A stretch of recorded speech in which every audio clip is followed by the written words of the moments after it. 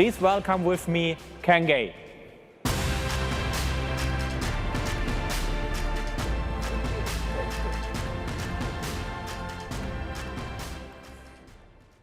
Welcome. Sapphire, this is amazing. Just take a moment and take this in. Whether you're watching from home or virtually, you are in for a treat for this next session. We're talking about SAP and innovating with our ecosystem. I'm fortunate because in my role, I get to talk to founders for startups every single day. And they stretch my thinking and they stretch SAP's thinking. My name is Kangay Kanene, and I am proud to lead SAP.iO Foundries North and Latin America. SAP.iO Foundries is SAP's external startup accelerator. That means we go in the market, find the most interesting companies, and bring them into SAP's ecosystem. And I'm really excited to say that today we have an example of an SAP.iO company that's going to talk to you about how that adds value to our customers. And I promise you, you'll be impressed by her. So without further ado, let's bring out the panel.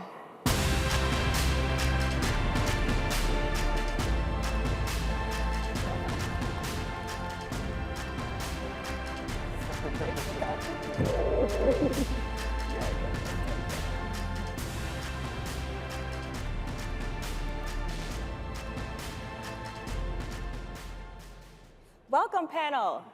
Thank you. So excited about today. So first of all the best to Thomas Sorcerer-Sig. He was supposed to join us today, but unfortunately, he is home sick with COVID, but we wish him a very speedy recovery. In his replace, we have the phenomenal Jan Gilg, who's the President and Chief Product Officer of S4HANA, and he likes to play with his 2 kids on the trampoline. Welcome. Jürgen Müller, who is a member of the SAP Executive Board and Chief Technology Officer. Happy belated, I know you just turned 40. Awesome, and I'm right behind you, I turned 40 in August. And Stephanie Penelin Chavez, Chief Operating Officer of Ivaldi Group. She loves Legos. Welcome. And last but not least, Nino Mokovic, CEO of Sapphire Ventures, turning 50 in just a few weeks. And I'm just thinking about this, Nino. You're the same age as SAP. Pretty cool. Indeed. So, Nino, I would like to start with you because Sapphire Ventures used to be SAP's corporate venture arm, spun out in 2011. So since that happened, what is the relationship between SAP and Sapphire Ventures? Sure, and let me start by thanking you for having us on this great panel. Of course. Sapphire is a special place for me. We've actually named our firm after the event. Wow. And my first one was in 2006, so it's always feels like home. But back to your question, so we've now been an independent firm for 12 years, an independent investment firm, but we've retained a very close relationship with SAP, and SAP remains our largest investor across all of our funds. And through us, SAP is one of the world's biggest investors in enterprise software startups. Our returns, as a financial investment firm, we're focused on financial returns, but there's also a big aspect of strategic value to what we do. And so we coordinate very closely with SAP and try to relay and share all the information on market trends and investment trends that we see with SAP and SAP customers, by the way. We host SAP customers in Innovation Days, very often expose them to the relevant subset of the more than 3,000 companies that we have invested in directly or indirectly. Makes sense. And so since then, Sapphire Ventures is one of the most impressive venture capital firms on the planet. You have 87 companies in your portfolio across 9 countries, $10 billion under management, 30 initial public offerings, 45 merger and acquisitions. Amazing. Nino, I am so proud what you and the team have built. Congratulations. Thank you. And so because of that, of course, you are extremely credible. And so I'd love to hear from you, from a macro perspective, what are the innovation trends post-pandemic? Sure. Well, I'll start by saying that the last 2 years have been some of the craziest in my close to 25-year investment career. The pandemic-induced acceleration of both cloud adoption in general, but also specifically the digital transformation urgency by large companies have created this mega trend that we see across all software categories in almost every single industry. So that's been incredible to watch, and the revenue growth of startups has been nothing but stunning over the last couple of years, and certainly the investments into startups just as much, with every quarter being a record-breaking one after another, all again driven by the urgency of large companies to adopt technology to help them transform and position themselves for the future. Fantastic. And so if we can be more specific and think about trends under that umbrella of macro topics, what would be three underneath those, please? Sure. So one that comes to mind, and this will be no surprise to anybody, is supply chain. Christian talked a lot about it. Yes. More than $60 billion were invested last year alone in startups around making the supply chain more sustainable, more intelligent, more resilient. And it's great to see that all the great work that SAP has done in maintaining its leadership in that space. Another one would be data and machine learning. As we're seeing more of the workloads and data move to the cloud, solutions that help customers manage, orchestrate, organize, and analyze that data have been in very high demand. And despite this great wave of investment, in a recent CIO poll we did, only 14% felt ready for the data age. So expect much more investment to come in the future in that area. And then maybe a third one, the future of work. You know, from pre-pandemic to remote work to now, for most companies, some sort of hybrid, combined with a tight labor market and some of the resignation wave, the big resignation wave, the great resignation wave, as they call it, has created this perfect storm for people to have to modernize the workplace. So any solution or tool that helps company do that has been also in very high demand. So those three areas would be one I would highlight. Thank you. And Jan, in your organization, you develop a lot of the products in SAP's portfolio and allow them align with the trends that Nino just described. But in particular, we've talked about two topics that are top of mind for you: resilient supply chain and sustainable enterprises. But in my mind, those two things are not necessarily distinct, because you can have a resilient supply chain to help make an enterprise more sustainable. So can you contextualize that? We've talked about an example in the context of producing a cup of coffee, how that makes sense there, please? Yeah, absolutely. I think Christian mentioned that earlier as well, right? There's so much disruption and complexity going on in supply chains, and sometimes it's good to put some numbers behind that. And that is the coffee example that you referred to. I think that is actually pretty impressive. I think most of you probably had at least one cup of coffee this morning. And if you think about what does it take actually to get from the farmer who produces the coffee bean all the way into your cup, actually there are 29 companies involved in such a supply chain across 18 countries. And if I take one of our largest customers, which is Nestlé, they actually manage 288,000 farmers across 2,000 brands of coffee that they sell, and a total of 450,000 suppliers they're working with. And you can imagine how complex that is to manage such a supply chain and actually keep it not disrupted. Right? Great. And so on a broader scale, how does SAP's portfolio help the supply chain optimize so that it can be more sustainable? Yeah, I think at the end of the day, how do you get to a resilient supply chain? You have to have visibility and transparency. And you have to be able to actually orchestrate the supply chain as well. And at the end, we are offering solutions like integrated business planning in order to get the visibility into the supply network. We are connecting into SAP's business network to get visibility across multiple tiers of that supply chain. And then in terms of orchestration, we integrate that then immediately into execution systems like warehouse management, like transportation management, like SAP S/4HANA Cloud. So with that, we do have a whole portfolio actually that helps customers to manage their supply chain and make them more resilient.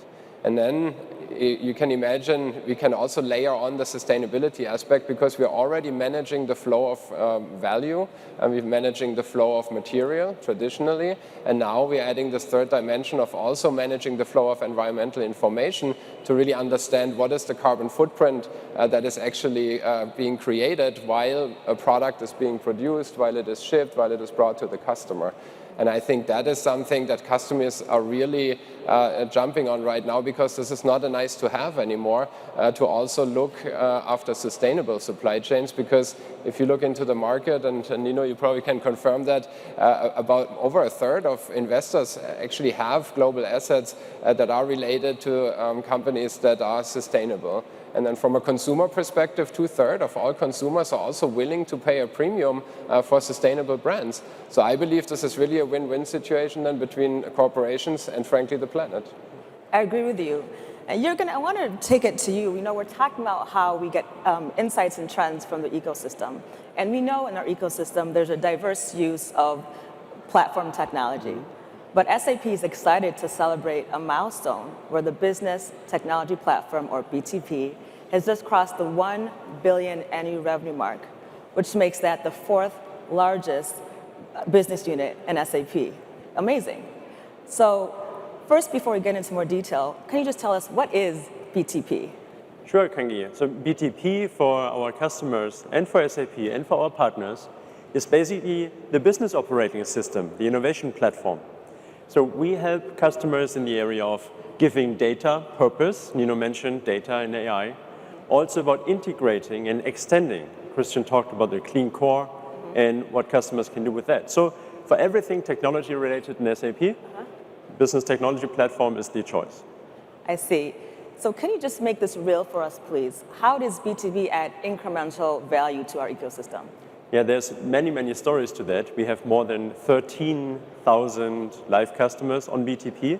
But let me pick one, which actually relates to what we heard from Julia, from Christian, and also here today already, which is supply chains which are challenged and disrupted due to various reasons. And then what we offer, what we help companies with is, for example, planning.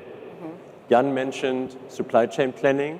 So now actually companies live in a constrained world where you cannot get all materials, so you cannot produce everything you want. So you have now to plan which materials will I be able to get, which you have different scenarios. Yes. And then what does that mean? What does it mean for your production? What does it mean for your suppliers? What does it mean for your logistics network? What does that mean for your workforce? Because depending on how much you can produce, you need different people. Then maybe it impacts your marketing spend as well. Because if you cannot ship to Orlando, for example, why would you run ads in Orlando if you are a consumer packaged goods company?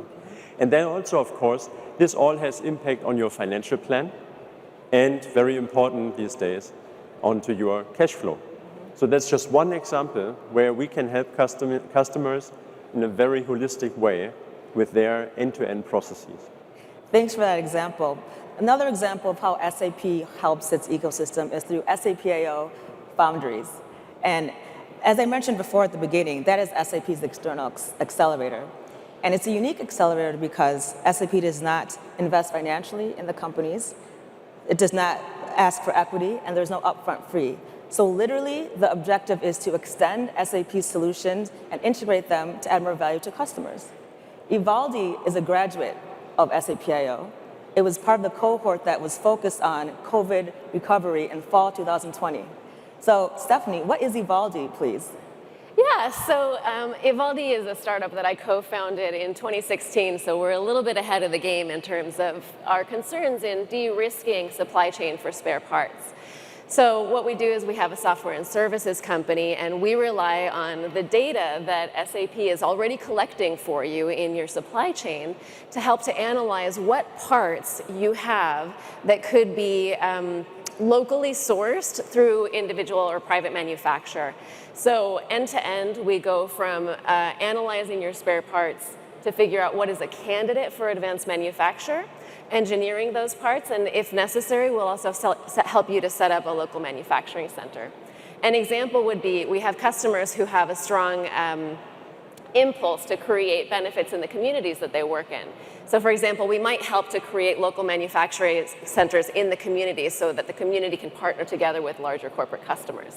Okay, great. And so when you say that you are creating more digital inventory, is 3D printing an example of that? 3D printing is an example of that, but honestly, we're technology agnostic. So we'll use whatever technology is most relevant to save you money and save the environment, a heavier footprint. Okay, great, thank you. Can you talk more about the sustainability side of Ivaldi? How do you measure the impact that Ivaldi is making? I would love to do that. So one of the things that has amazed me working in this industry is how little the even high-level executives in the companies that I've talked to really understand where their costs are. Because there's so many costs that historically in accounting we've sort of counted as unknowable. But with products like SAP, I mean, we all heard Christian this morning say, if you can't measure it, you can't manage it. Exactly. But if you don't have the know-how to manage that data, right, well then you're not going to be able to create actionable change as a result of that data. Right. So what we do is we review the data to find out how far are you shipping things? How long are they in inventory, right? How hard is it for you to source this? How long will your factory or facility be down if this part is not available?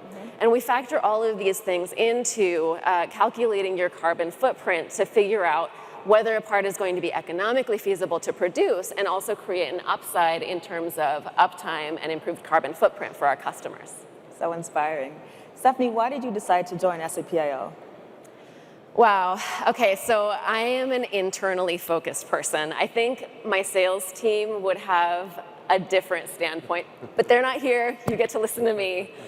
The reason that I am really excited about SAP is because data is it's amorphous and it's hard for your human brain to get a hold of where it is and what it is. And working with large companies, you're going to go through a lot of different steps to try to find the person who's going to be able to help you to get this, unless you're already using SAP's S/4HANA, for example. So using S/4HANA, rather than having to really winnow down within a company who to go to, it's really as easy as sharing some credentials and plugging in our API. The change can be really dramatic in terms of the immediate startup that we can get to with our customers. Okay, so I imagine based on what you said, the value of SAP plus Ivaldi is you can use SAP's inventory data, infuse it into Ivaldi, and produce the results that you explained earlier. Is that right? Yeah, and I mean, I think what our customers are interested in really is finding money where you didn't know you were losing it. And also, more and more importantly, it's very important to focus on, reducing your carbon footprint. Great. And finally, what you're saying is super compelling. So I imagine customers want to engage with you. How do they find Ivaldi? So all of you here can check us out in the SAP App Store. The company name is Ivaldi. Also feel free to reach out to us by email at info@ivaldi.com or seek me out on LinkedIn. Great. Time flies when we're having fun. So one more quick, rapid question for everyone to leave the audience with what to be excited for and what's happening next. So starting with you, Nino, for Sapphire Ventures, what can we expect to see in the next 3 to 5 years? So we see a lot of work in the areas we've talked about today, but we do also are more and more curious about the blockchain, not so much as a currency or store of value, but as an alternate technology platform for a different kind of enterprise application. So we're going to be watching that closely. Fantastic. Jan? Yeah, very similar. We obviously, first of all, I think we'll see that software is becoming much, much modular. Specifically at SAP, we'll see a true composability of our cloud services, tightly integrated, very harmonious, much more flexible than today. And also, of course, AI will be ubiquitous, right? I believe this will be truly embedded in everything we do. And of course, we're also looking at Web3 and some of the trends here and how we can leverage those technologies for smart contracting. What do we do with crypto? I think we'll see a lot of innovation actually coming from that space. What's next for Ivaldi, Stephanie? So I think that what gets my team excited, you know, in addition to having a real economic positive impact for the people that we work with, is you know, the ecological advantages that we're creating. And so what's important for us is to grow our customer base as much as possible to create the best ecological impact that we can. Last but not least, Jürgen, your thoughts, please. Yeah, for us on the SAP engineering and R&D side, we like to think along that in 3 horizons. So first horizon is now, what is important now, what do we need to work on? Then what will be important next, and what is new? And when I start with the new, I think about a lot of technologies we look at, from smart contracts to quantum computing to advances in latest deep learning technologies. And here, what I see as impact in the new area is 2 main things that are coming up. One is, we call it the composable enterprise. So companies will continue to take care of end-to-end business processes, but they will also want more flexibility. And with S/4HANA, we do the first step, but we will see that this becomes more and more advanced, and it will span SAP and non-SAP business capabilities that can be composed. The second one is about augmented cross-planning and analytics. So we foresee a system that actually is continuously monitoring everything that's going on in a company. And then it also understands what you want to achieve. And it understands when there are deviations. So it comes up even with a proposal, hey, Kangi, something is going wrong, and here are a few proposals, what you can do. Then when I come to the next, I think it's pretty clear. It is for us business process insights with SAP Signavio, huge potential, even more than it has today. Business networks, we learned about that a lot today with great presentations. And then also it's the area of industry clouds, where we work with our customers very closely together, building industry cloud capabilities on the business technology platform. And I make it short for the now, because across our teams, we are delivering thousands of roadmap items for our SaaS applications and the business technology platform per year. So we're really enhancing everything customers can use today. And if you're not using our SaaS solutions, our BTP, I really encourage everyone to start doing that and expanding the usage, because we see so many great customer value cases where we really can help with technology, with software, to helping your customers gain a competitive advantage in this very, very volatile world. Thank you, Jürgen. We heard today from Christian that when technology and people come together, amazing things happen. You heard from the panel about how SAP interacts with its ecosystem. I invite all of you to take in Sapphire the people, the content, the fun, and supercharge your ecosystem. Nino, Jan, Stephanie, Jürgen, thank you for joining me. Thank all of you. Enjoy Sapphire.